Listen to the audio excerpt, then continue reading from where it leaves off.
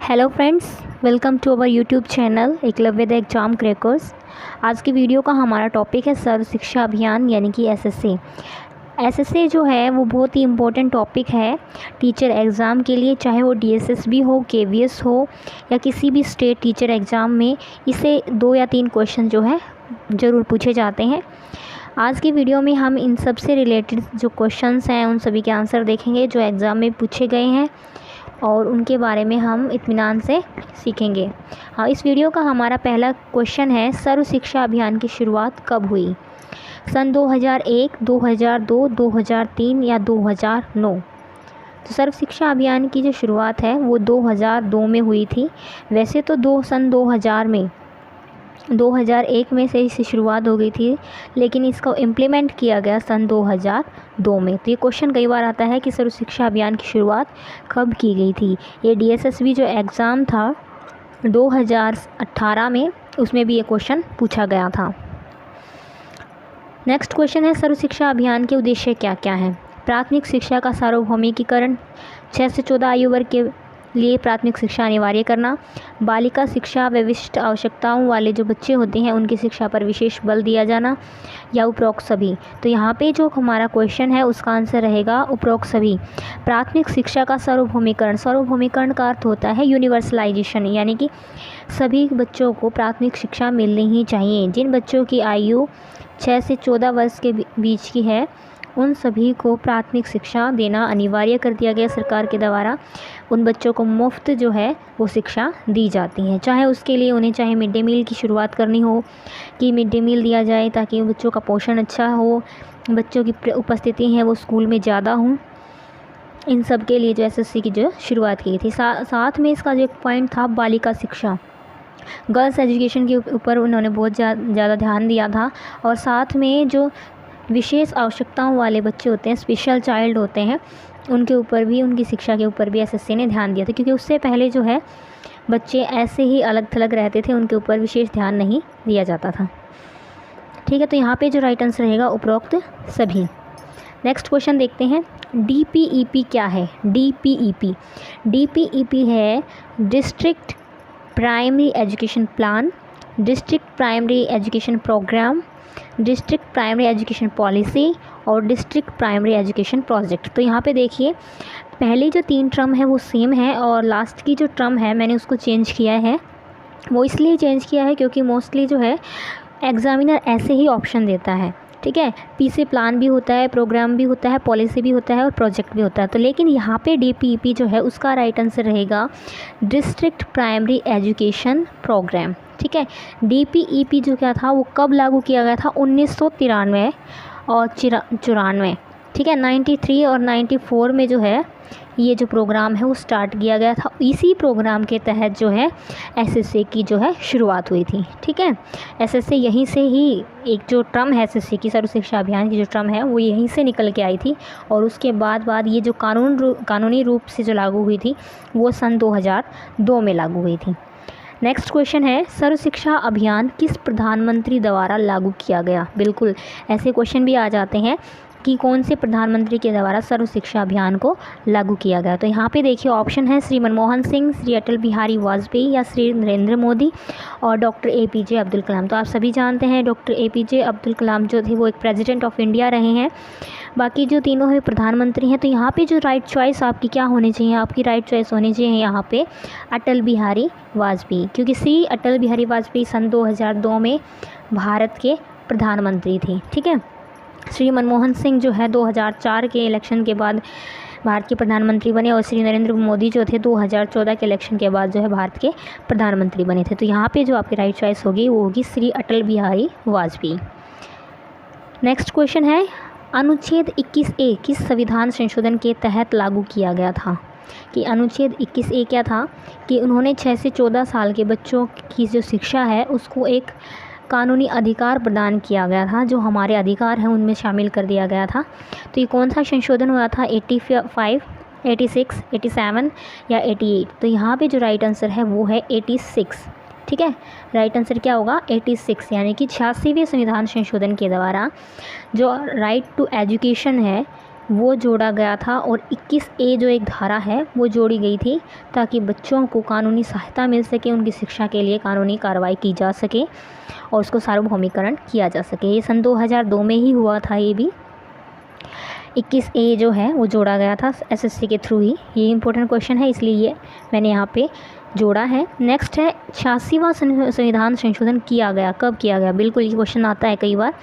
सन 2001, 2002, 2003, 2009। तो आपको याद रखना है SSC के थ्रू हुआ था। सन 2002 जो है इसका राइट आंसर रहेगा। सन 2002 में 86वां संशोधन किया गया जिसे RTE यानी कि जो राइट टू एजुकेशन है, बच्चों का जो राइट टू एजुकेशन है उसको 2002 में 21A धारा जोड़कर इसको बनाया गया। ठीक है। वैसे RTE की बात की जाए तो ये सन 2002 में आया था ये एक्ट राइट टू एजुकेशन का, लेकिन जो यूनिवर्सलाइजेशन किया था 6 से 14 साल के बच्चों को शिक्षा देनी ही देनी है, ये 86वें संशोधन के द्वारा की गई थी। नेक्स्ट क्वेश्चन है SSA को प्रोत्साहित करने के लिए कविता जो लिखी गई है स्कूल चले हम, ये किसने लिखी है? तो कौन कवि था इसका? कवि जो है शंकर एहसान, महबूब, दुष्यंत कुमार, श्री अटल बिहारी वाजपेयी। वैसे तो ये कवि हैं सभी, दुष्यंत कुमार भी एक अच्छे लेखक और कवि रहे हैं, श्री अटल बिहारी वाजपेयी भी बहुत अच्छे कवि थे। और लेकिन जो यहाँ पे जो पोएम हमने पूछी है, हमारा जो क्वेश्चन है स्कूल चले हम, इसका जो राइट आंसर रहेगा वो होगा महबूब।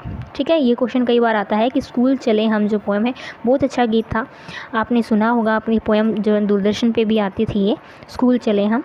तो ये जो कवि हैं वो उसके कौन है? महबूब। नेक्स्ट क्वेश्चन है पढ़े भारत बड़े भारत का उद्देश्य है। पढ़े भारत और बड़े भारत, ये जो प्रोग्राम था ये भी SSA के थ्रू था और इसने जो है एजुकेशन को इम्प्रूव करने के लिए, ठीक है, जो कॉम्प्रिहेंसिव जो उद्देश्य होते हैं, कॉम्प्रिहेंसिव जो फैक्ट होते हैं जो बच्चों के अंदर होने ही चाहिए, उनको उस नॉलेज को डेवलप करने के लिए पढ़े भारत और बड़े भारत अभियान जो है वो चालू किया गया था NCF 2005 के आसपास। तो ये जो है कौन कौन से हैं? प्राथमिक स्तर पर बच्चे का में पठन क्षमता का विकास, प्राथमिक स्तर पर बच्चे में लेखन क्षमता का विकास, प्राथमिक स्तर पर बच्चे में गणितीय क्षमता का विकास। तो यहाँ पे जो राइट आंसर रहेगा वो उपरोक्त सभी हैं। अब ये तीनों पठन क्षमता, लेखन क्षमता और गणितीय क्षमता, ये क्या हैं? ये 3R हैं। ठीक है। कई बार जो क्वेश्चन आ जाता है 3R क्या है?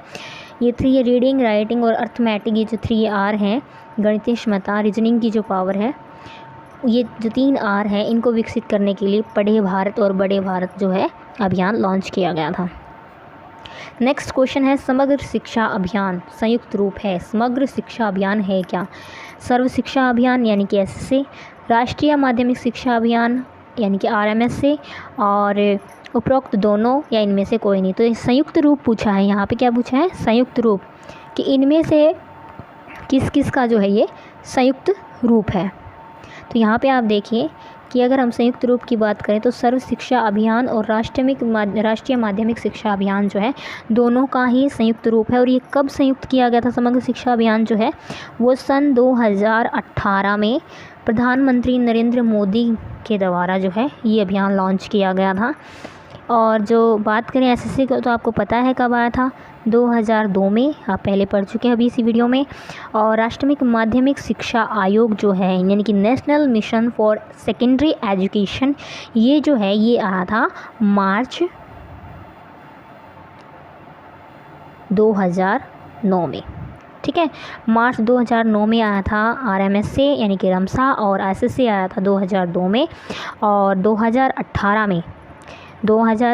में जो है इसको संयुक्त रूप बना दिया गया। अब देखो, अगर आप ट्रिक की बात करते हो तो आप ऐसे कर सकते हो 2002 और 9 दूनी 18 यानी कि 2018 में इसको संयुक्त कर दिया गया। ठीक है। Is it clear? बिल्कुल आपको अच्छे से समझ में आ गया होगा। नेक्स्ट क्वेश्चन देखते हैं शिक्षा का अधिकार 2009 कब सुचारू रूप से क्रियान्वित हुआ? ये तो आप सभी जानते हैं कि RTE 2009 जो RTE 2009 है उसको सुचारू रूप से कब लागू किया गया? 1 अप्रैल 2009 या फिर 31 मार्च 2009, 1 अप्रैल 2010 या फिर 31 मार्च 2010। ठीक है। तो यहाँ पे जो राइट आंसर है वो है 1 अप्रैल यानी कि 1 अप्रैल 2010 जो है 1 अप्रैल 2010 को जो RT 2009 था उसको सुचारू रूप से क्रियान्वित किया गया था। ठीक है, क्लियर हो गया आपको। इसके अलावा जो अगर आप 1-2 क्वेश्चन अगर आप देखना चाहें कि जैसे कि 2009 की बात करते हैं हम, तो कई बार पंचवर्षीय योजनाएं जो होती हैं 5 ईयर प्लान जो होते हैं उसके बारे में अगर हम बात करते हैं 2007 से 2012 के बीच, ठीक है, ये जो योजनाएं होती हैं जैसे कि 11वीं पंचवर्षीय योजना थी 2002 से 2007 और 2007 से 2012 में जो 12वीं पंचवर्षीय योजना थी। तो कई बार पूछा जा सकता है कि RT कौन सी पंचवर्षीय योजना के अंतर्गत लागू हुआ था, तो ये 12वीं पंचवर्षीय योजना के अंतर्गत लागू हुआ था। और जो राइट टू एजुकेशन यानी कि हम बात करें 21A धारा की बात करते हैं और SSA की बात करते हैं तो वो 11वीं पंचवर्षीय योजना के अंदर लागू हुआ था। ये जो वीडियो थी आपके लिए फुल ऑफ नॉलेज से, ठीक है, इसमें इतनी सारी नॉलेज मैंने आपको देने की कोशिश की है कम से कम टाइम में। तो हमारी वीडियो को पूरा देखने के लिए आपका बहुत बहुत धन्यवाद। हमारे चैनल से जुड़े रहें और वीडियो को लाइक करें, शेयर करें ताकि और भी जो आपके फ्रेंड्स हैं उनको भी हमारी वीडियोस का लाभ मिल सके, और चैनल को सब्सक्राइब करना ना भूलें।